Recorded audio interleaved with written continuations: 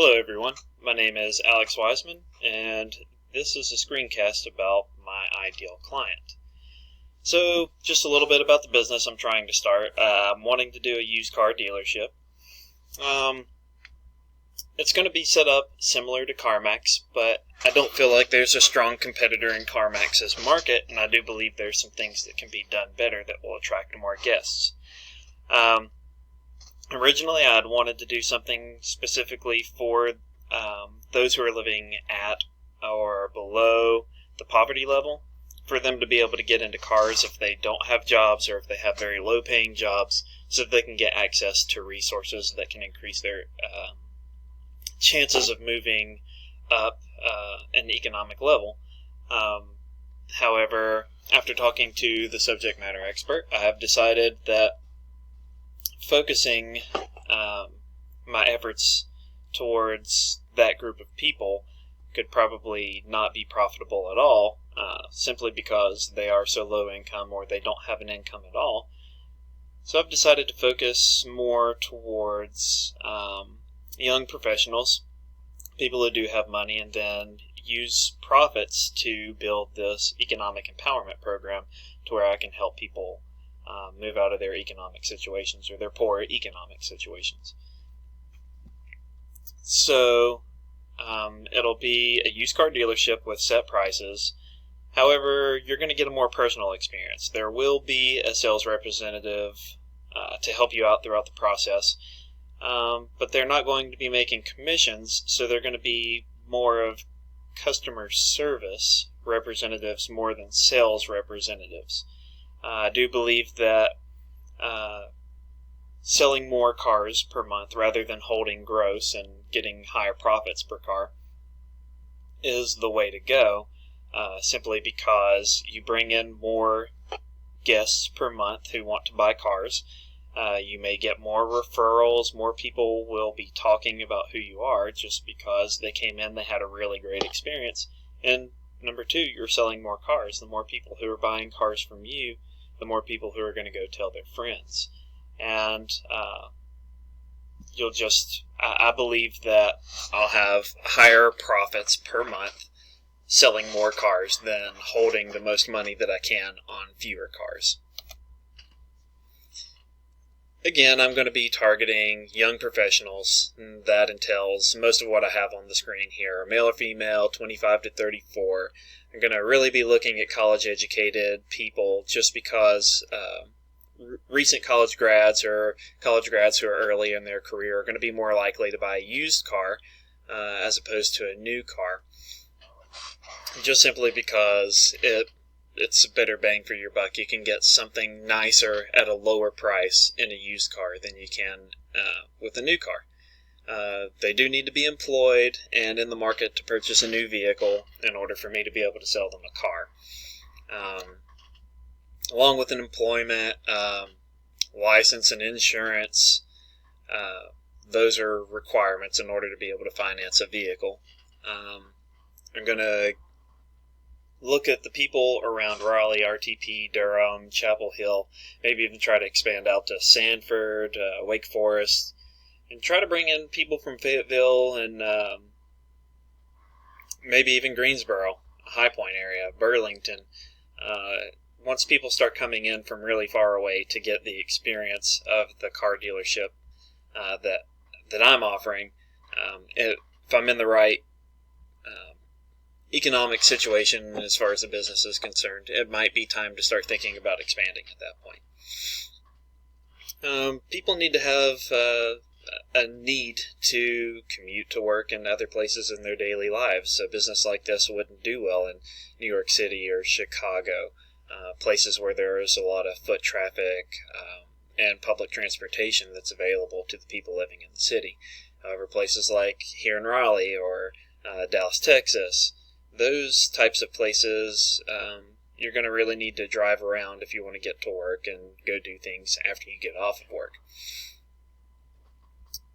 General interest in driving, I feel like that's a must-have for anybody. I say that because my grandmother had no interest in driving and never bought a car, even though she had the ability and the license and everything else. She just never bought one. So, as far as the business specifically, I need to focus on people who don't like the hassle of negotiation. Traditional car dealerships, you sit in, the process takes forever, which is the last bullet point here, speedier process. It may take all day to buy a car just because you have to sit around and negotiate the price. There's a lot of back and forth between the salesperson and the sales manager. It gets frustrating after a while. Trying to avoid that negotiation hassle and to speed up the process with the set prices.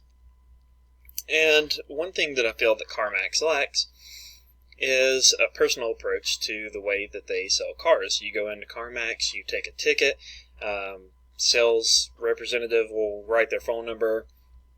If there's a car you see on the lot that you like, then you call the salesperson, they come out there, you can test drive the car, then you go in, you talk to them for a minute, and they help you with your paperwork, and you're out of there.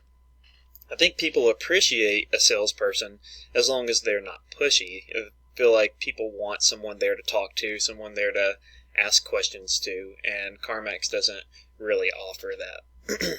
And transparency. I say he likes to know what will happen before the transaction takes place, but this is really about transparency, letting people know how the process works, where to park, who to talk to whenever you come in. There's some apprehension in going into new places and not knowing what's going to happen. Say you go to a new restaurant, you don't know how you're going to pay at the end, if you hand the card to the server or if you have to walk up to the front. It just kind of makes for an uncomfortable situation until you figure out what's going on. But if I can supply all of this information up front, I feel like people will trust me more and feel more comfortable coming to my dealership over someone else's. Here is just a quick video of how not to conduct a automotive sales transaction. Hey, buddy, how about us making us a deal? I like her a lot. How much wiggle room we got on the price? Oh, you're one of those. One of what? Do you just want me to give you the car? No. You think I just give cars away for free? No. Help! Help! This guy's trying to rob me. He wants to take my cars. Call the cops. Tired of being badgered? Then come.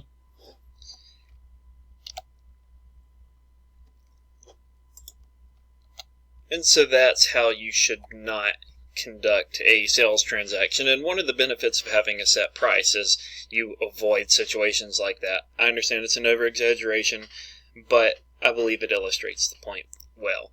Now here's just a little bit of information about the people who live in Raleigh. This is excluding Durham, Chapel Hill, and the other markets that I'm trying to bring into the Raleigh area. But the Raleigh area itself, a little over 20% of the population are age 25 to 34. This is where I'm really going to focus my efforts, just because of the young professional demographic. Feel like at that point they'll have moved on from their cars that they used in college and will be ready to upgrade to something new, but you can get something a little bit better for a lower cost once you hit that point in your career. Now, I do believe I can take some of this 20 to 24 market, the 35 to 44 and 45 to 54, but further on in the career, I just feel like people may want to have something a little bit nicer, something that they buy to be brand new. And so I feel like I'm going to lose a little bit of the market as the age continues to get greater. But I do believe that some people prefer just to continue buying used because of the value. College educated, so 47% in 2012 held a bachelor's degree, 47% of the Raleigh area. In North Carolina, it was only 27%, and in the United States, it was only 29%. So the Raleigh area is really looking good for targeting those with bachelor's degrees. And I would assume that it's even higher now that it's 2016, and this is a 2012 statistic. Unemployment rates are low in the Raleigh area too. Here in 2013, you see just maybe a 6.5% unemployment rate, where the United States itself is sitting somewhere a little above 8%, and North Carolina itself is sitting somewhere closer to 9%.